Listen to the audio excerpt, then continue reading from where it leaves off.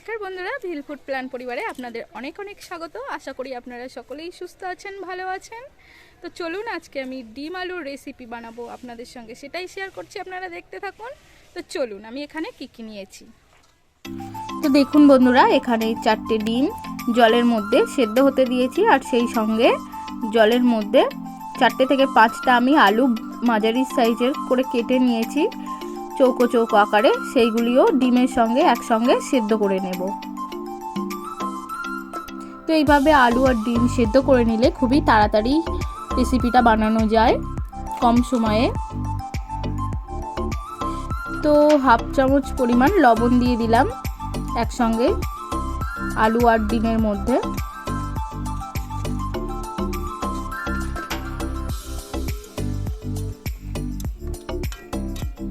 তো একটু হালকা নেড়ে ছেড়ে ঢাকা দিয়ে দেব সেদ্ধ হওয়ার জন্যে।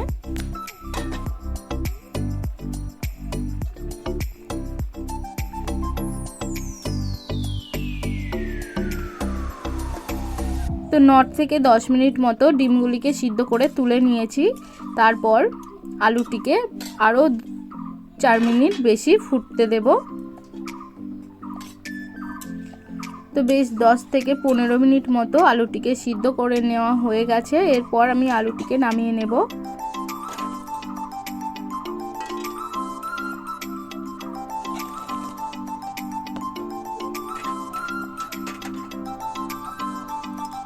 এরপর কড়া গরম হতে দেব,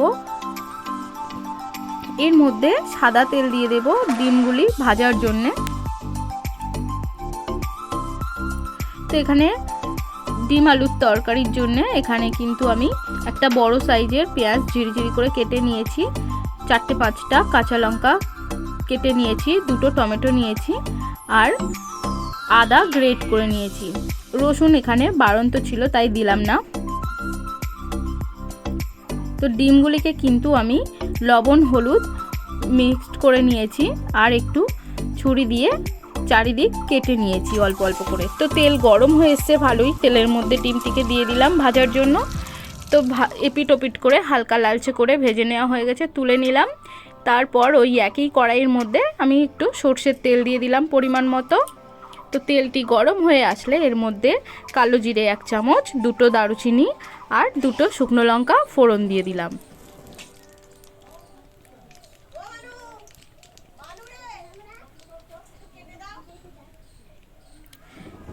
এরপর এর মধ্যে কুচিয়ে রাখা পেঁয়াজ দিয়ে দেব।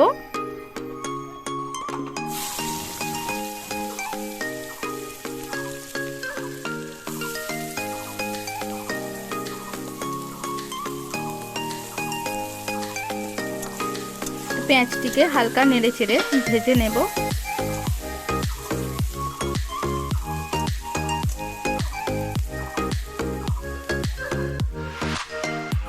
এরপর কাঁচা লঙ্কা দিয়ে দেব।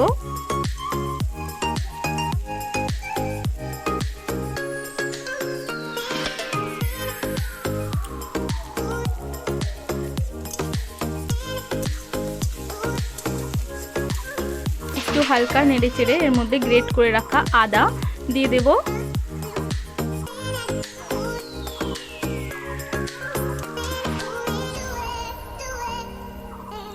এরপর মশলাটি হালকা লালচে হয়ে আসলে এর মধ্যে টমেটোগুলো দিয়ে দিলাম। এরপর একসঙ্গে মশলাটিকে তৈরি হতে দেব। তো এর মধ্যে 1 চামচ পরিমাণ লবণ দিয়ে দেব। যতটা পরিমাণ লবণ লাগে আমি কিন্তু সব একসঙ্গে দিয়ে দিলাম। মশলাটিকে ভালোভাবে কষাতে থাকছি, যতক্ষণ অবধি মশলা থেকে তেল না ছাড়ে ততক্ষণই মশলা কষাতে থাকবো।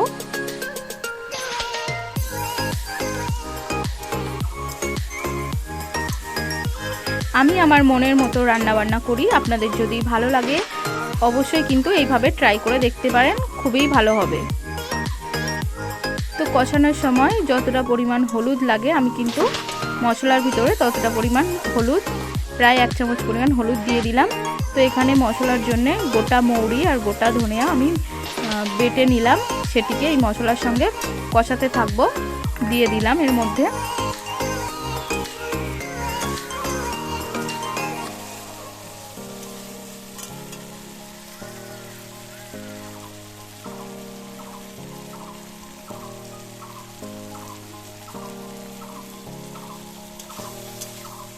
তো দেখুন মশলা থেকে তেল কিন্তু ছেড়ে এসছে।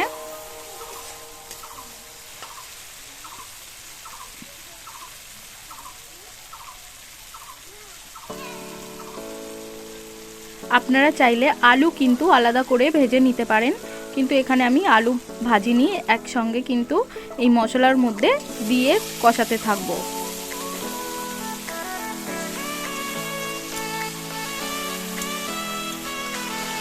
আমি সবসময় কিন্তু চেষ্টা করি খুব কম সময়ে অল্প উপকরণ দিয়ে রেসিপি রান্না করে আপনাদের সঙ্গে শেয়ার করতে। তো কেমন লাগে আপনাদের অবশ্যই কিন্তু কমেন্ট করে জানাবেন।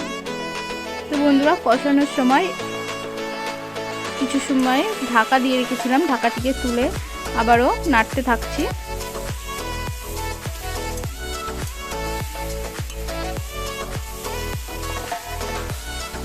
তো আলু কষানো প্রায় হয়ে এলে এর মধ্যে পরিমাণ মতো জল দিয়ে দেব।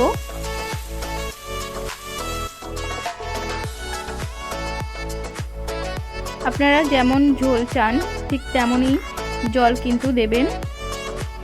তো এখানে জল দেওয়ার পর ডিম 4টে দিয়ে দিলাম, আর একটু কাঁচা লঙ্কার ফ্লেভার আসার জন্য ওপর থেকে 2টো কাঁচা লঙ্কা চেরা দিয়ে দিলাম। তো এখানে মশলা, গরম মশলা নিয়ে নিলাম, নিয়ে সেটিকে বেটে নিলাম। নেওয়ার পর দেখুন এখানে রেসিপিটি প্রায় হয়ে এসছে। আলু তো সেদ্ধই ছিল, তো গ্রেভিটা বেশ মাখা মাখা হয়ে এসছে। এর মধ্যে এলাচ বাটা, গরম মশলা বাটা দিয়ে দিলাম। তো বন্ধুরা, রেসিপিটি যদি ভালো লেগে থাকে অবশ্যই কিন্তু লাইক শেয়ার করবেন।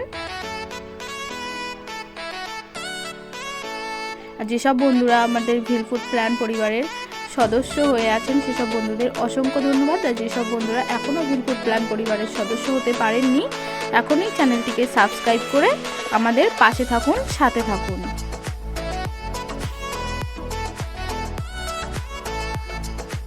তো দেখুন বন্ধুরা, ডিম আলুর রেসিপি একদম হয়ে এসছে। আজকের মতো এই পর্যন্ত, দেখা হবে অন্য কোনো রেসিপি নিয়ে পরের ভিডিওতে। ততক্ষণে আপনারা সুস্থ থাকবেন, ভালো থাকবেন।